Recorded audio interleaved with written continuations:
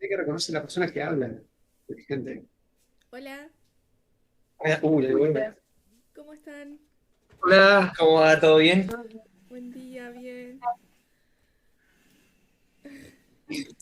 Ahí está. Ahí creo que sí. Pues me caen mensajes. ¿Me escuchan bien? Sí, sí, escuchamos. Perfecto. Sí. Yo escucho como un eco. A ver si puedo arreglar eso. Ahora no, nos escuchás mejor. A ver, creo que tengo que cambiar algo acá.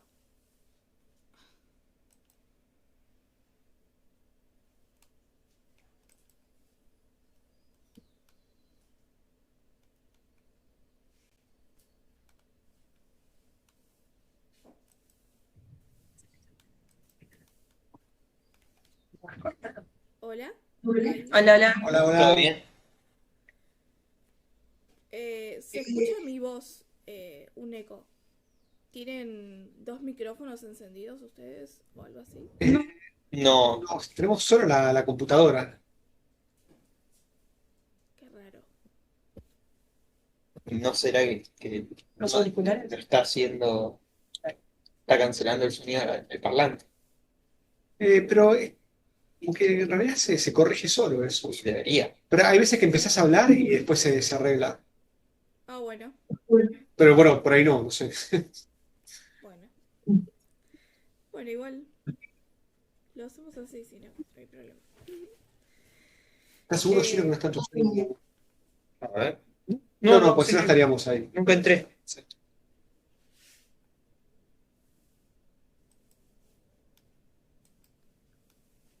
a ver ahí, ¿se arregla? Ahí está, no escucho más. Era. Yo tenía que tocar algo.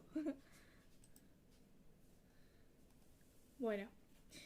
Bueno, les cuento, yo soy Eliana, soy codeper de representante de estudiantes del depto de geología.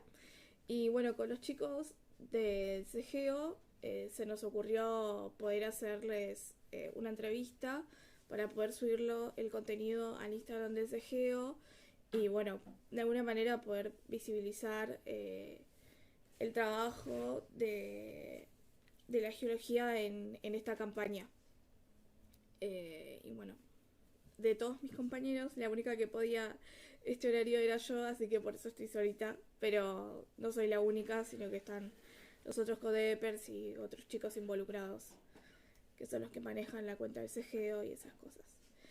Eh, bueno, les cuento que además en las preguntas que les voy a hacer, nosotros pusimos en Instagram del CGO una cajita de preguntas para que dejaran sus preguntas, así que hay como una mezcla de las preguntas que se nos ocurrió a nosotros y preguntas del resto de los estudiantes. Así que bueno. Bueno, ¿les parece si empezamos? ¿Sí? Ay, ¿pueden hablar de vuelta? Ahora no los escucho yo. Algo hice mal.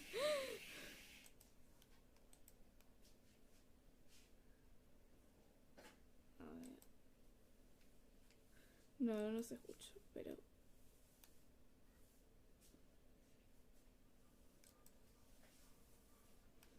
¿Ahora pueden hablar?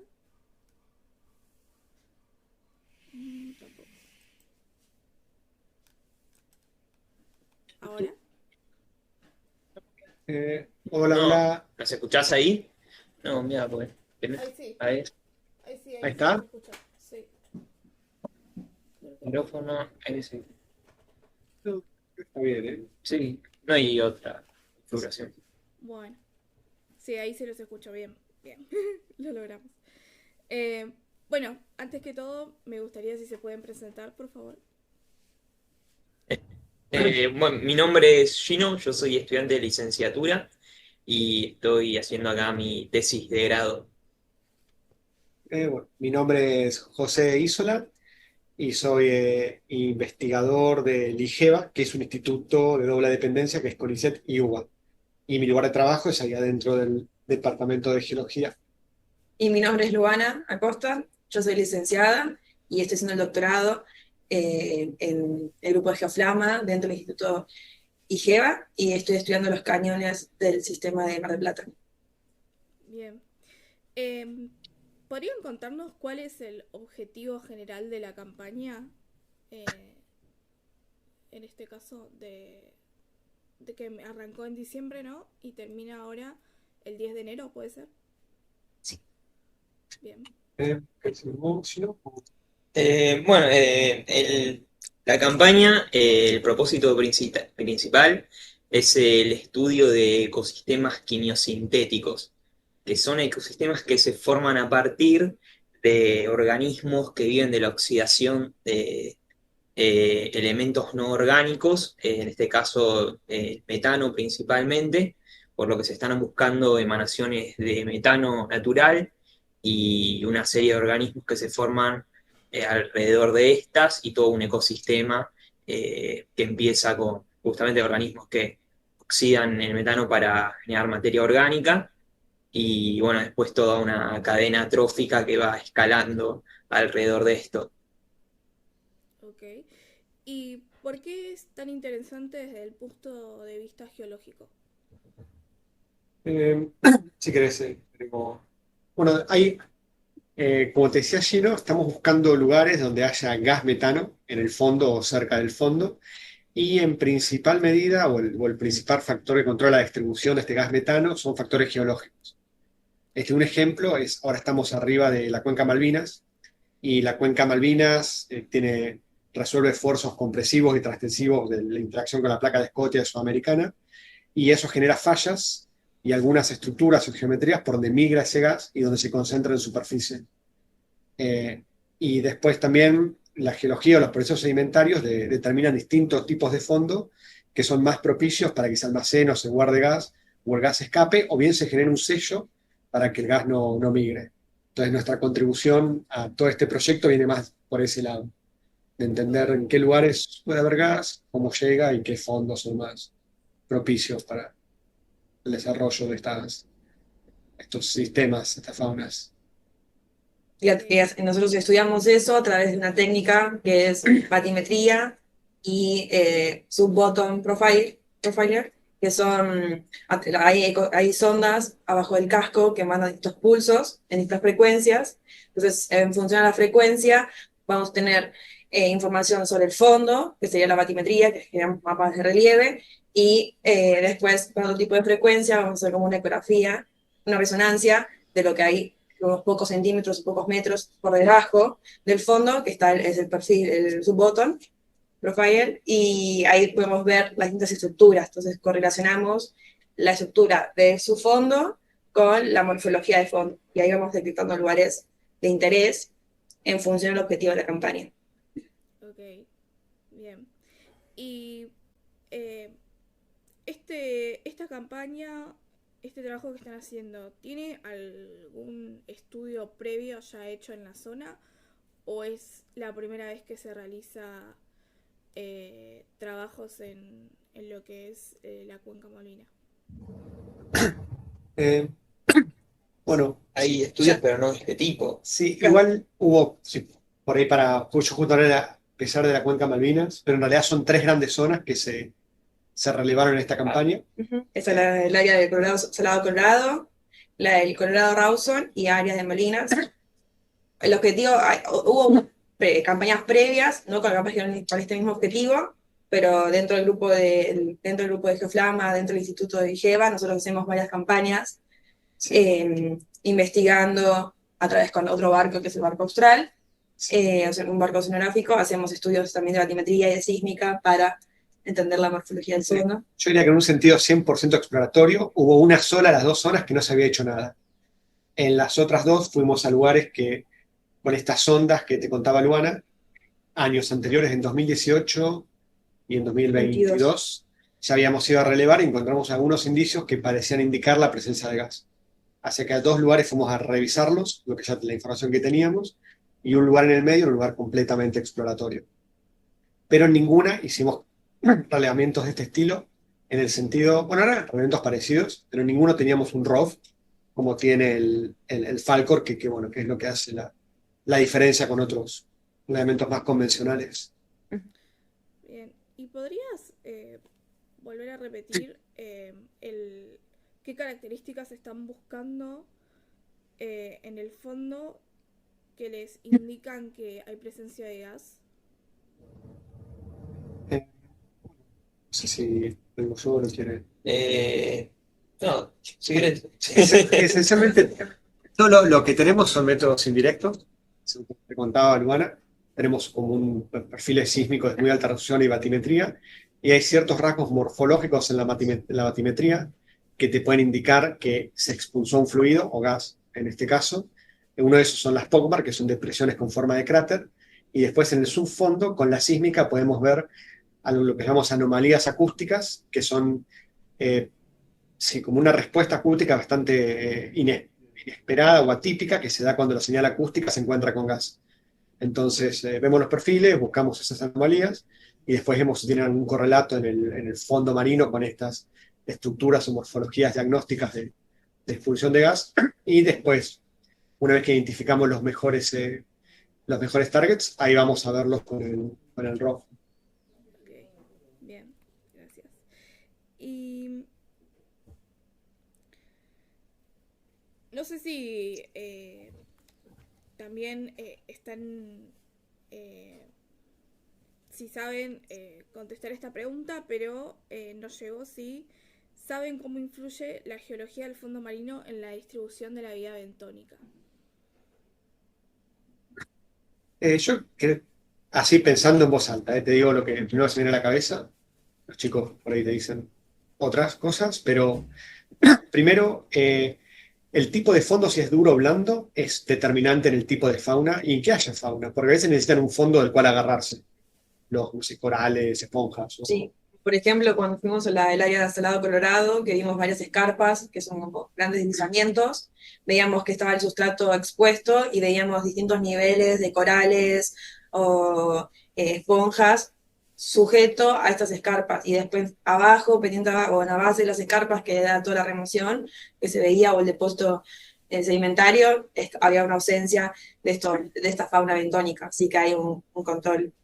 Entonces, sí, cualquier proceso geológico que te exponga una roca un poco más dura, consolidada, ya te va a estar generando en simultáneo un fondo propicio para el asentamiento de fauna bentónica.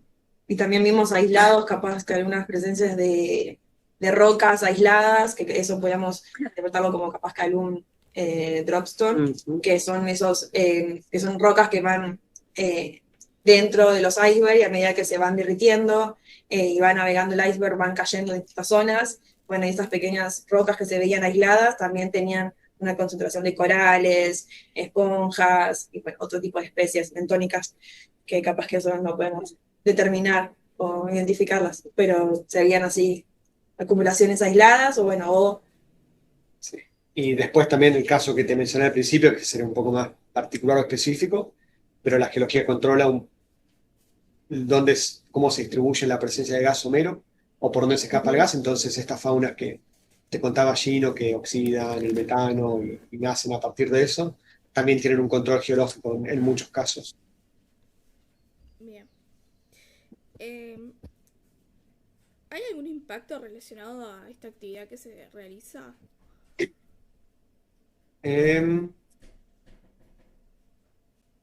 Sí, bueno, los sonares son bastante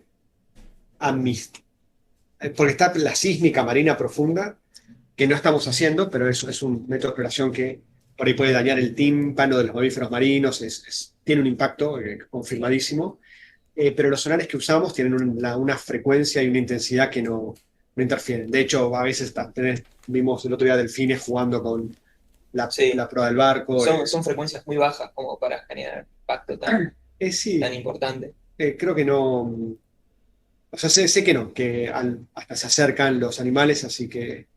Y después cuando bajan el ROV, Y bueno, hay obviamente, muestreo sí, El el muestreo. bicho que se lo llevan. Ujú. y No, y bueno, a veces cuando el ROV se sienta para poder manipular las cosas y tomar muestras, Ujú. capaz que genera alguna. Pero comparado con otras técnicas de muestreo de eventos, que es como hay uno que es directamente Tirar más la común. rastra. Tirás un cajón metálico, una rastra, Sí. la vas arrastrando y va colectando bichos. Con eso posiblemente el impacto sea mucho mayor. Que deja, uno puede ver a través de la batimetría, ve como pequeñas canales o como rajaduras, que es más rastras que van recolectando todo lo que hay y va deformando y rompiendo todo el ecosistema. Sí, yo diría que impacto hay, pero creo que es el mínimo que se puede hacer. Ujú. Porque es muy quirúrgico. Bajan rock, Tuki, agarra La algo, pincita. se lo lleva. Así que diría eso, que es el mínimo que vas a tener con... Aparte, la idea de los biólogos es estudiar todo el ecosistema y tratar de identificar las especies y si son nuevas o si son específicas de la zona, tratar de protegerlas. Así que el objetivo no es destruir, sino que la idea es identificar y zonificar las zonas y saber dónde hay ciertas especies que capaz que son locales o no hay de mucha abundancia. Entonces, creo que el objetivo también es entender también qué tenemos nosotros como en nuestro territorio. Ok. ¿Qué diferencias se encuentran entre trabajar en geología en tierra y geología en mar? eh, Y es re distinto. Sí, creo que hay varios puntos. El principal, supongo, es la clase de aislamiento que se tiene acá. Podría verse uno, como un factor tal vez social. creo que El hecho de estar en una plataforma que está moviéndose constantemente, hay personas a las que les puede afectar más esto. Tenemos compañeros que han sufrido mareos. Supongo que es bastante distinto en varios aspectos. Este podría ser tal vez uno. Tal vez Pepe Sí, se le también, ocurre otra cosa. también uno cuando trabaja en campo, en tierra, vas al afloramiento o vas a la roca y la ves ahí expuesta, la puedes tocar, la puedes ver, analizar con tus propios ojos. Acá, ahora tenemos el ROV, pero si no teníamos el ROV, son métodos indirectos, así que es, bueno, vos tenés que inferir que hay esto. Después el único método directo es el testigo. Acá tenemos los push cores, bueno, tenemos también el ROV que lo podemos ver en vivo, pero si no, tenemos los gravity cores, que son los testigos largos que tienen 3 metros, entonces solamente tenés una porción de sedimentos si sale bien la maniobra. Entonces, es como que al principio estás como descubriendo y vas, a medida que haces las batimetrías, vas como descubriendo, barriendo el fondo y vas encontrando nuevas morfologías, pero no puedes ver el sustrato en sí, no lo puedes tocar, no puedes medir rumbo, dirección, ni nada de eso, porque es totalmente distinto. Claro. esto, bueno, seguramente en algunos casos no sea del todo cierto, pero creo que en las campañas terrestres de geología en general son grupos de geólogos y por ahí con, no sé, algún arqueólogo o También. alguna otra disciplina. Pero acá los barcos son tan caros de mover y recopilan datos de tantas naturalezas distintas que en general son muy multidisciplinarias. Entonces, en esta campaña son 25 científicos Sí. y somos los únicos 3 geólogos. Después hay oceanógrafos, biólogos, Químicos. químicos. Así que por ahí otra diferencia que yo noto cada vez que salgo de campaña es que siempre salís con otros grupos. Hay más multidisciplinario quizás. Y también aprendes vas aprendiendo un poco de cada trabajo, de cada área. Bien. Em,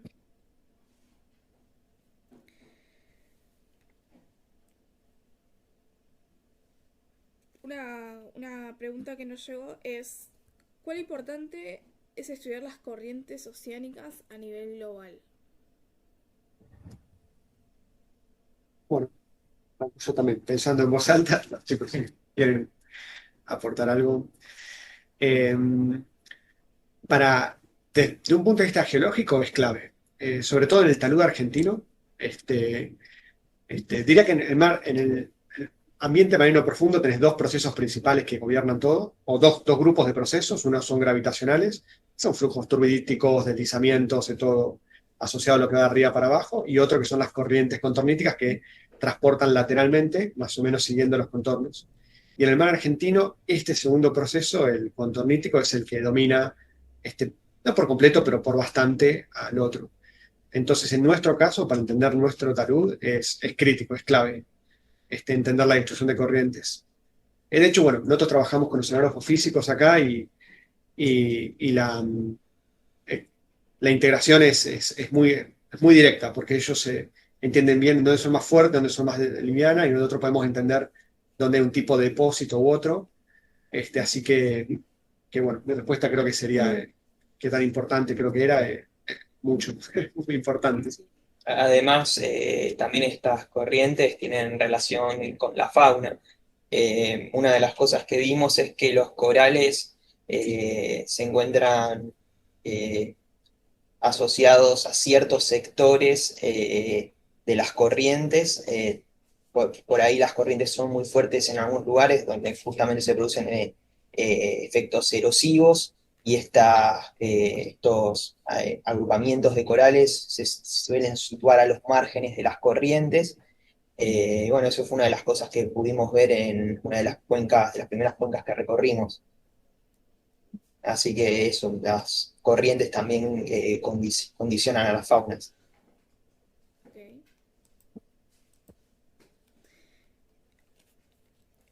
Otra pregunta es, ¿el tipo de investigación que están realizando se relaciona con el cambio climático?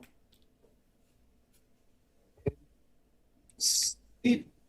Em, bueno, hay un elemento de estas faunas quimiosintéticas, que Gino menciona, que es que estas faunas absorben el metano que se libera del fondo marino, entonces hacen que de alguna forma no llegue a la hidrósfera ni a la atmósfera. Entonces, también son considerados un elemento regulador del clima. No, no sé en qué magnitud, no sé si es un elemento de primer orden o no, pero bueno, están ahí está absorbiendo y procesando elementos de gases invernaderos que de otras formas llegarían a Superficie. superficie. Después, digamos, con los datos que se sacan se pueden hacer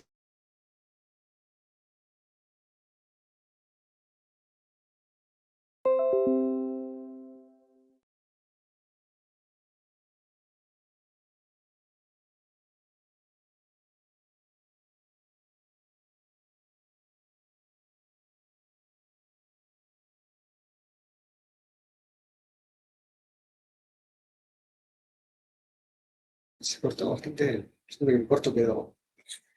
Sí. Hola,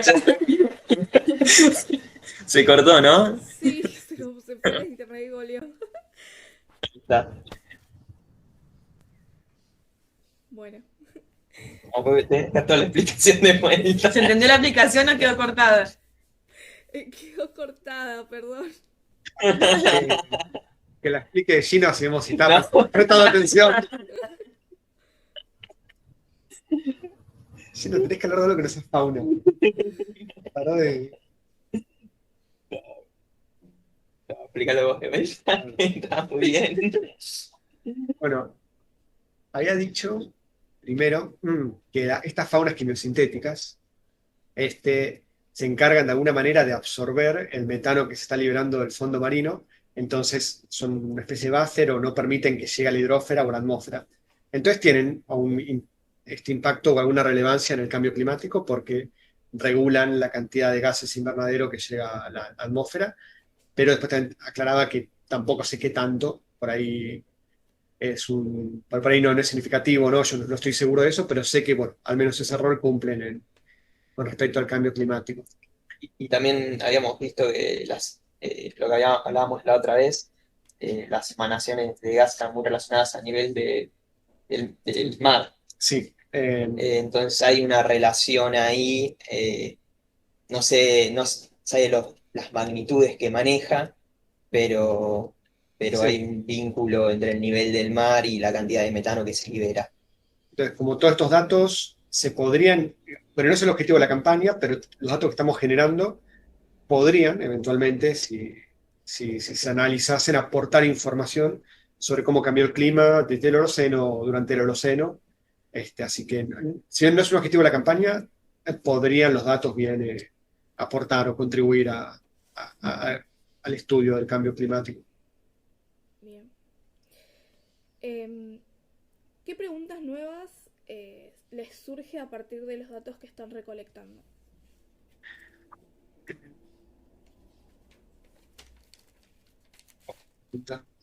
Eh,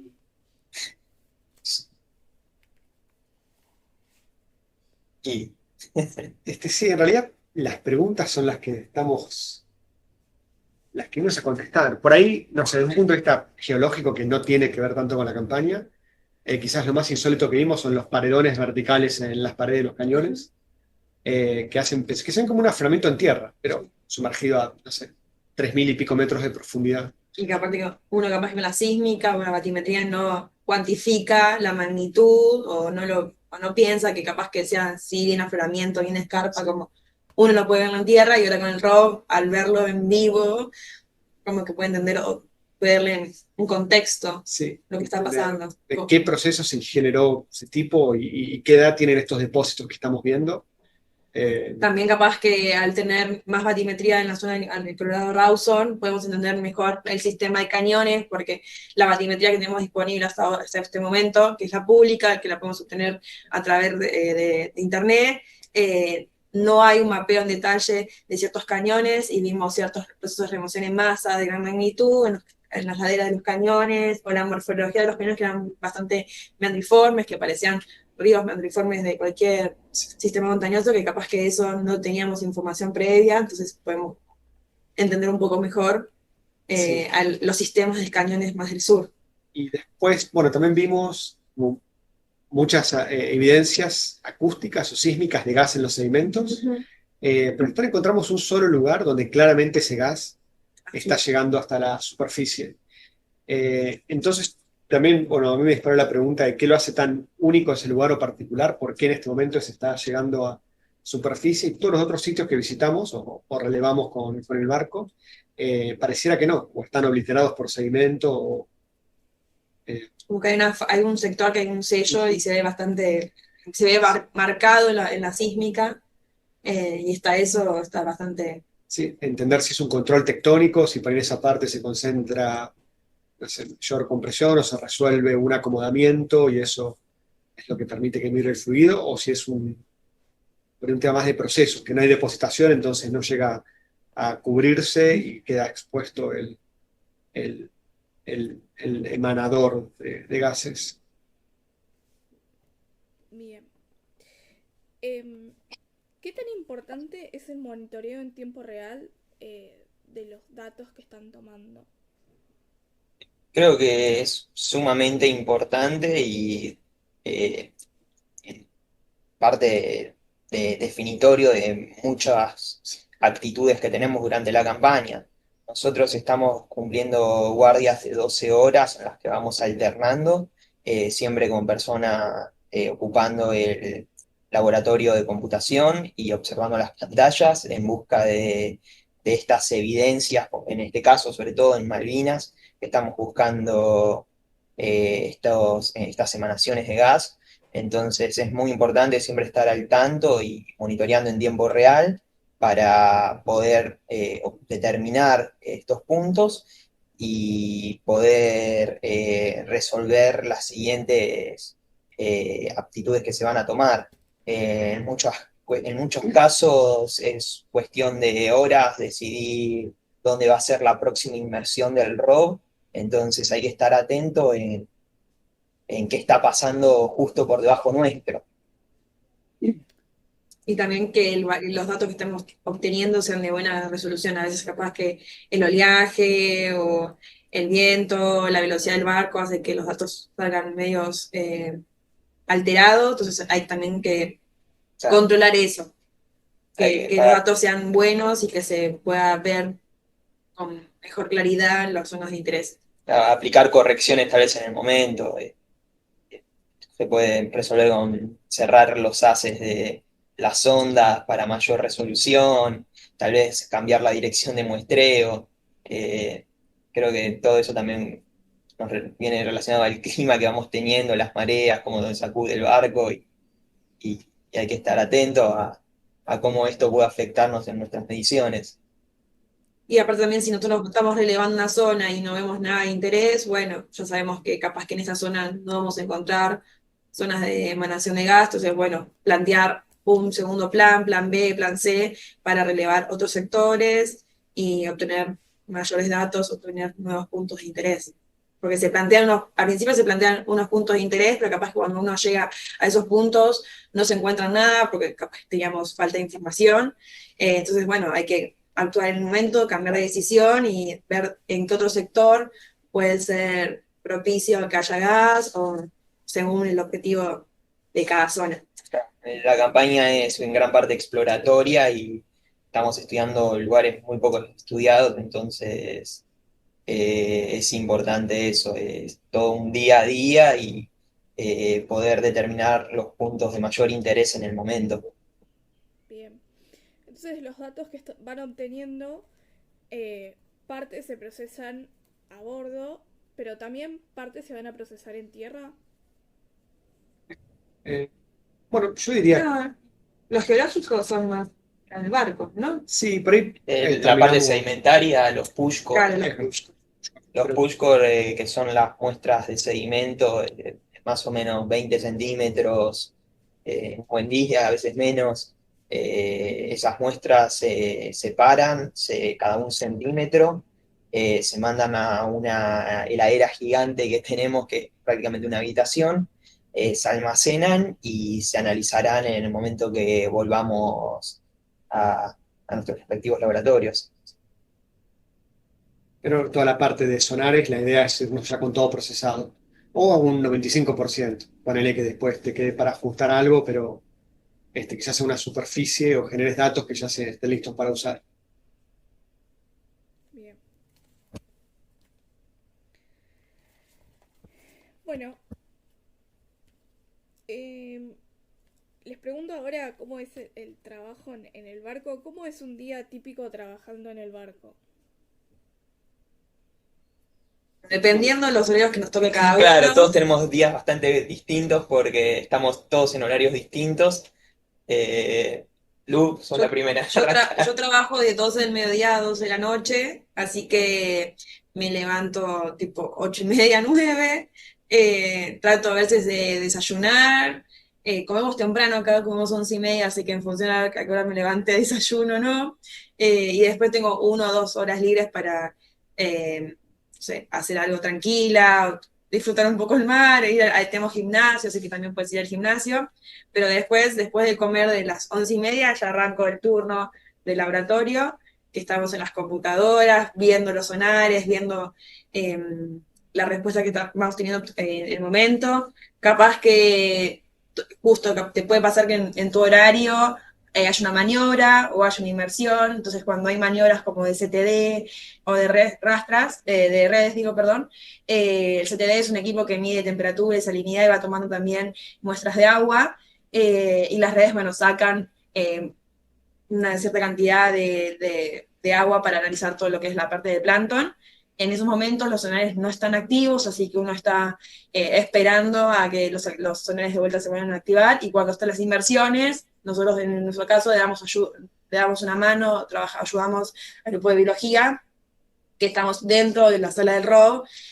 Cada uno también tenemos un turno distinto en función de nuestros horarios, y ayudamos a tomar observaciones. Si vemos alguna especie en particular, tenemos una página, un software que vamos tomando captura de lo que vamos viendo en vivo desde el ROV.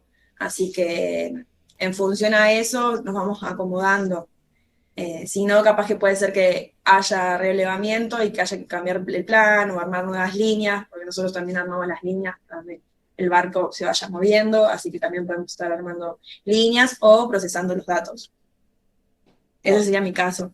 Claro, yo en mi caso, yo estoy viendo también todos turnos de 12 horas. Yo arranco a las 6 de la tarde hasta las 6 de la mañana. Me levanto un rato antes, a veces desayuno a eso de las 3, algo tranquilo. A las 5:30 acá sería la comida, la cena.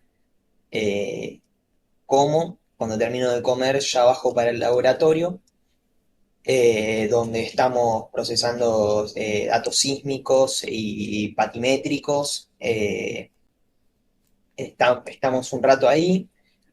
Mi turno en cabina, donde se lleva la- ¿cómo es el nombre de la habitación? Mission Control.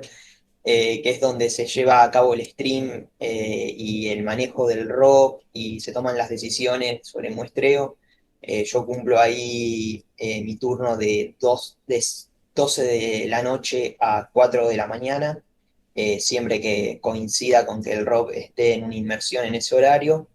Ahí me encuentro como observador, tomando nota de las muestras que se toman, en dónde se almacenan, eh, viendo qué cosas aparecen en pantalla, qué observaciones geológicas, observaciones biológicas, qué tipo de organismos se vieron. Yo, bueno, termino a las 4 y de ahí sigo hasta las 6 de la mañana también procesando datos, estando cuando el rover está en inmersión, está bajo el agua, no se está mapeando, por lo tanto no tenemos datos en tiempo real, nos dedicamos a procesar lo que ya veníamos relevando previamente. Eh, y ese es un día a día, termino a las 6 de la mañana, a veces por ahí voy a entrenar, o estoy un rato más despierto, pero intento al poco tiempo irme a dormir para estar fresco el otro día. Bueno, y mi turno arranca a las 12, de 12 de la noche a 12 del mediodía. Así que me levanto tipo 10, 10:30 PM, y ahí agarro el segundo turno de cena. Hay una cena a las 11:30. Así que mi desayuno, almuerzo, panele, sería 11:30. Y después, nada, preparamos unos mates y me voy al gabinete que está al cambio con Luana. Me encuentro con Gino. Y un poco lo mismo que te describen los chicos. Estamos ahí adquiriendo los datos, procesando, terminando o ir cerrando los informes. Y después así hasta las 12 del mediodía. Y a las 12 del mediodía, ahí termina mi turno y voy a comer algo y después me voy a dormir. Así que ese es más o menos Un día a día. un día del barco. Bien. ¿Qué es lo que más les sorprendió de trabajar en esta campaña? Bueno, a mí creo que es el rock.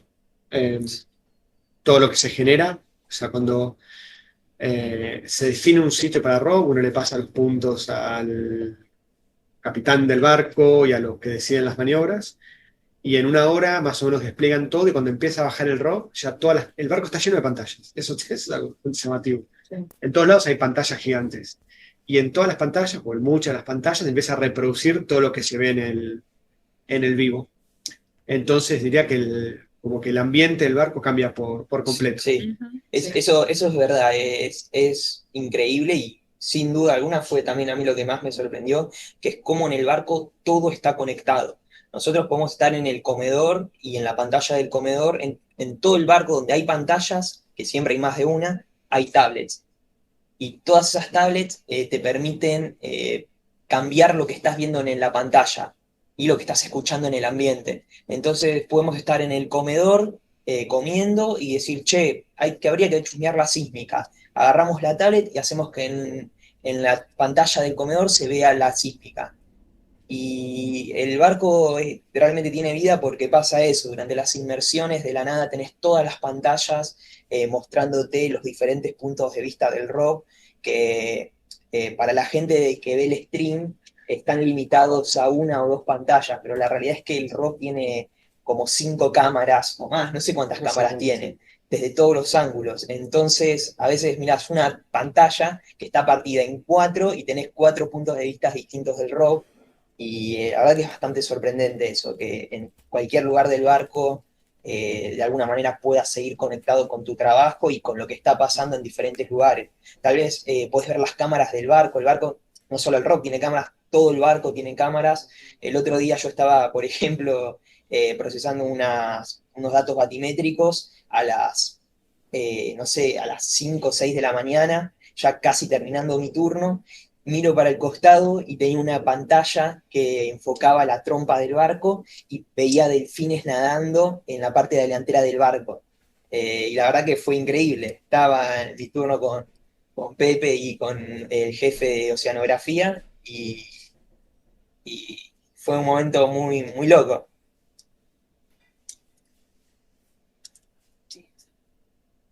Así que eso es una de las cosas que te sorprende, el sentir que estás en todos lados al mismo tiempo acá.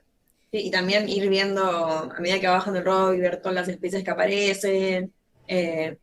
Según uno capaz que como geólogo está a veces medio desconectado con la biología o no, pero capaz que conocemos más las especies que están en la parte del ventos, pero no en la parte toda planctónica y ver distintas especies que parecen extraterrestres en sí, porque son cosas muy extrañas y que tienen luces y formas y o sea, también eso es muy sorprendente, toda la variedad de especies que hay en el mar.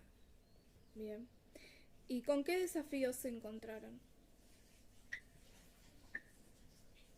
Bueno, diría que es un barco que está todo tan bien aceitado que hay muchas cosas resueltas ya desde el vamos, que por ahí en campañas más a pulmón que hicimos o de otro estilo, uno tenía que, no sé, ser un poco el hombre orquesta y ir resolviendo. Así que diría que hay muchas cosas fáciles. Es todo en inglés, eso, hay una barrera idiomática que por ahí a veces puede llegar a complejizar, pero tampoco tanto. Eh, y bueno, por ahí esta justo es mi segunda campaña en este mismo barco, yo estuve en una en septiembre, así que capaz que nada, eh, ya venía, como conocía todo lo del barco, no me topé con tanto, no sé si ustedes, bueno, vos no es tu primera campaña, así Esta es mi que primer campaña, así que la verdad que creo que tengo una, sí, barreras mucho más grandes. Esta es mi primera experiencia así importante en una campaña científica, así que también el idioma no lo manejo tan bien, así que también es una gran barrera. Pero es verdad lo que dice Pepe, que la tripulación acá está muy a tu servicio, por así decir, por lo que tenés muchas cosas resueltas. Eh, Desde el punto en el que no te lavas un plato prácticamente, sino que vos te levantás, comés, dejás las cosas en su lugar y ya podés ir a trabajar. Los técnicos siempre están prácticamente a tu servicio, dándote soluciones. Si notas que algún sensor está funcionando más o menos, que la medición no está siendo correcta, lo hablas con él y se soluciona. La verdad que todo el barco por fuera de la tripulación científica está muy arriba tuyo y intentando que puedas enfocarte en tu trabajo sin mayor complicación. Sí, también antes de cualquier maniobra chequean, revisan 2 o 3 veces los equipos, así que si hay algo que falta o algo está mal cerrado, ellos están tipo ahí observando todo, entonces si se nos pasa algo por el trabajo, por la rutina, ellos están siempre ahí atrás nuestros, dando una mano y que los datos estén bien, tanto los de geología, los de biología, los de química, todos, así que siempre están. Y si nos falta un equipo, un material o algo, siempre están ofreciendo alternativas para poder resolverlo. Bien. ¿Y llegaron a este campo de estudio por vocación temprana o fue algo que apareció durante la carrera? Geología marina. bueno, yo ni siquiera cursé geología marina, sí, pero en 2014, cuando estaba buscando tesis de licenciatura, fui a geofísica y me dijeron, mirá, justo hay un barco canadiense que tenemos que mandar a un tesis de licenciatura, así que hice la tesis con eso y después me enganché en un doctorado y diría que fue más el destino, me llevó a geología marina. Pero no conocía nada yo hice la tesis de licenciatura después de doctorado con depósitos contorníticos o derivados de corrientes de fondos, que lo leí mi primer paper haciendo la tesis, así que sí, diría en realidad que me fui dejando llevar por las oportunidades y las campañas y terminé en este rubro, en mi caso. Claro, yo creo que coincido justo con la primera etapa de Pepe, creo que me encuentro ahí.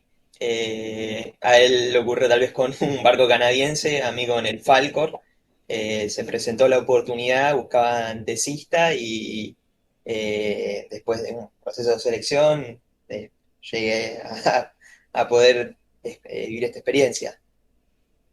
Y en mi caso también, no hice la tesis de licenciatura acá, tipo de geología marina, sino que arranqué la carrera pensando en vulcanología, después pasé más procesos de remoción en masa y ya cuando me estaba terminando o haciendo la tesis de licenciatura en procesos de remoción en masa en zona montañosa, vi un mail que buscaba una tesista para hacer la tesis doctoral en geología marina, y mi ex director me dijo, fíjate, hay una página, tiene un Instagram, investigá, pues está muy interesante el tema. Empecé a investigar y bueno, me pareció interesante y hablé con los chicos, me comuniqué con el grupo de geofísica y me anoté y me inscribí al doctorado en geología marina. Así que fue a medida que me iba llevando también la corriente, se podría decir, y llegar a esto.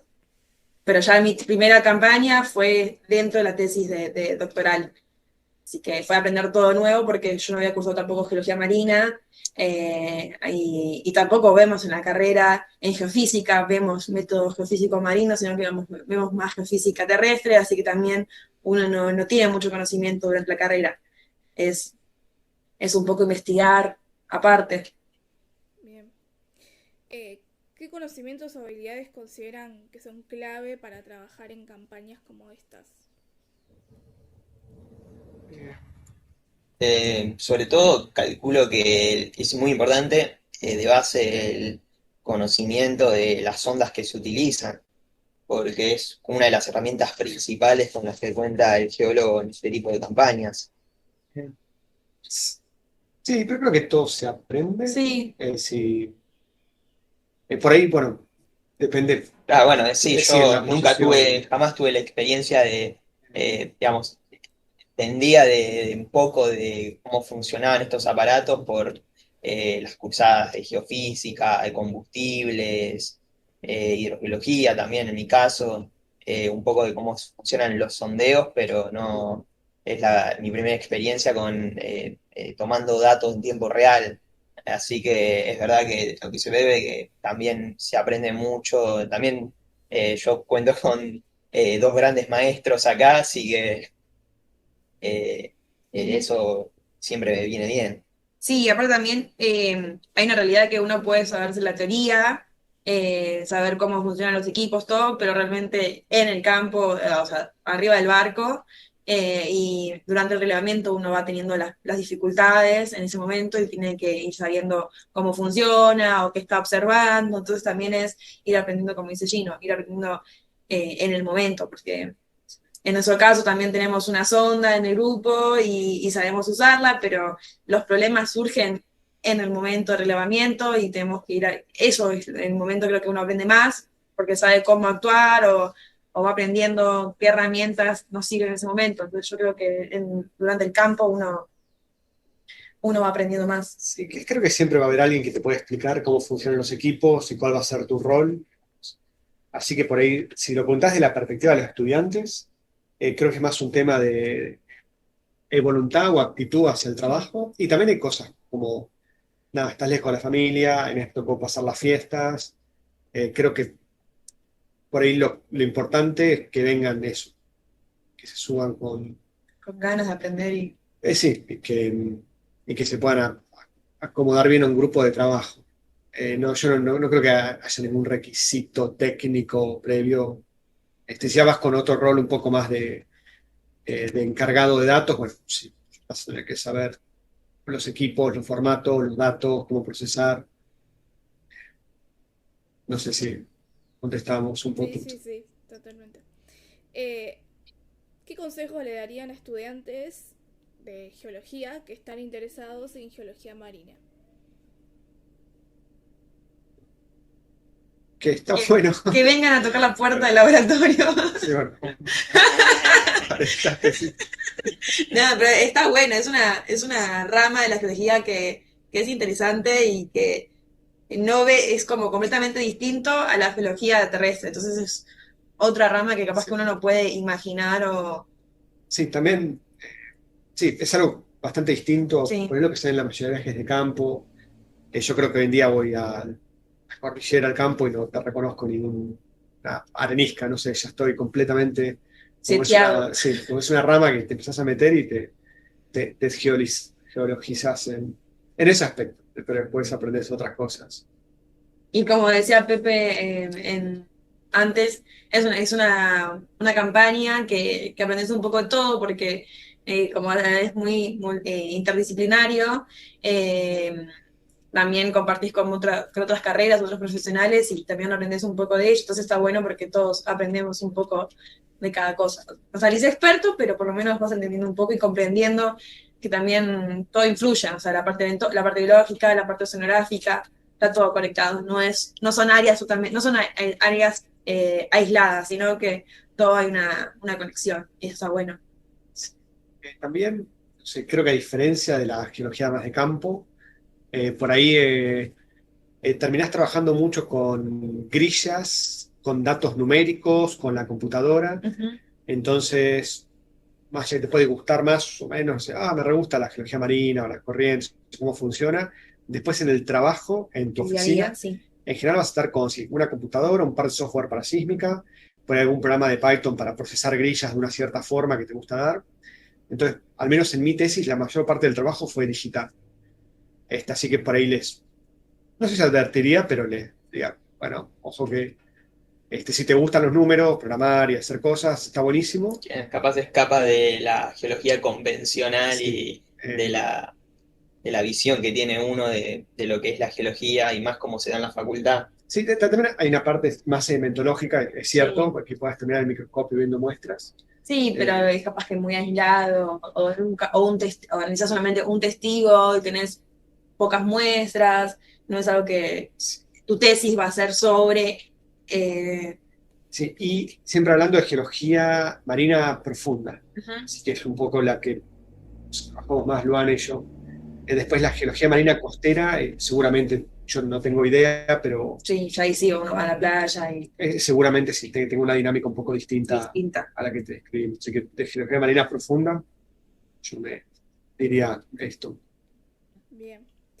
¿Y qué se llevan de esta experiencia más allá de todos los datos científicos? Bueno, momentos divertidos que hicimos se llama White Elephant, un amigo, no, no es un amigo Es un invisible. avión invisible, El pero amigo invisible se reparte los regalos. Y también claro, hicimos un amigo es invisible. un avión invisible.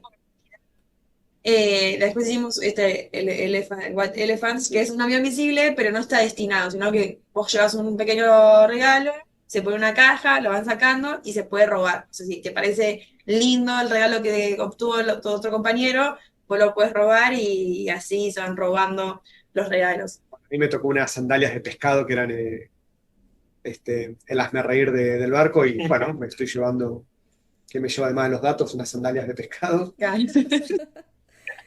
Hay los momentos en Sí, laboratorio que uno compartís tantas horas, llega un momento que sí, que armás un vínculo un vínculo, con sí. las personas con las que convivís acá, te llevas historias muy graciosas, lindos momentos como por ejemplo lo que contaba de los delfines. Ujú. eh, Porque desde que estamos todos saliendo a la proa, a la popa, atrás o adelante del barco, a ver los delfines, entonces estamos todos juntos, che, hay delfines, hay ballenas, hay esto, y todos salimos y lo observamos, o también ver el amanecer, el atardecer, también tiene como momentos lindos que uno capaz se junta a tomar un mate, o comer papitas, o comer algo juntos, también eso es lindo. Bien. Sí, hay mucha comida, así que también nos llevamos un par de kilos de Hay más. más, eso no está bueno, pero acá de hambre no no, pasamos. siempre hay comida. Además de almuerzo y cena, siempre hay comida disponible para que vos comas. Tanto dulce, salado. eh, Bueno, hay gaseosa disponible todo el tiempo, Ujú. papas Lay's, chocolate. Sí, Este, Es un peligro. es un poco peligroso, sí, que tener acceso tan fácil a la comida acá, porque de la nada son las 4 de la mañana y aparece una tabla de chocolate entera en el laboratorio, una bolsa de papas fritas, y Y así. no es una sola, después Y sí, una por persona prácticamente, y así se pasan las noches tal vez. Así que sí, un par de kilitos de más tal vez nos llevamos. Bueno, no sé, algo que quieran decir que no les pregunté, algo más que quieran sumar. Por mi parte creo que hablamos un poco de todo, tanto de la parte del trabajo y eh, las experiencias más sociales que se llevan acá el día a día. Así que creo que se habló un poco de todo. Sí, bueno. Bueno, entonces de esta forma terminamos. Muchas gracias por darme su tiempo. Sé que están ahí con No, horarios, gracias a vos. que están horarios, o sea, algunos están súper ¿Trasnochados? ¿no? Sí. Yo ahora me voy a ir a dormir. Me dormí una horita antes de la entrevista, así que ahora voy a continuar con el sueño. Bueno, muchísimas gracias. Después les voy a pedir si Gino me puedes mandar si Sí, tienen Instagrams o como dale, para dale, dale, agregarlos en los videitos que hagamos. Y dale. bueno, muchísimas gracias. Espero que la entrevista sirva para que compañeros conozcan más sobre geología marina profunda, que se enteren de estas campañas y que se pueda, que sea divulgar un poco, eh, quizás alguien ajeno a la facu lo vea y se sepa lo que hacemos los científicos. Así que ojalá sirva. Bueno, Dale. Bueno, Muchísimas Gracias. gracias. gracias. muchas gracias. Chao. Nos Que vemos. estén muy Chao, Chao. bien. chao. Chao.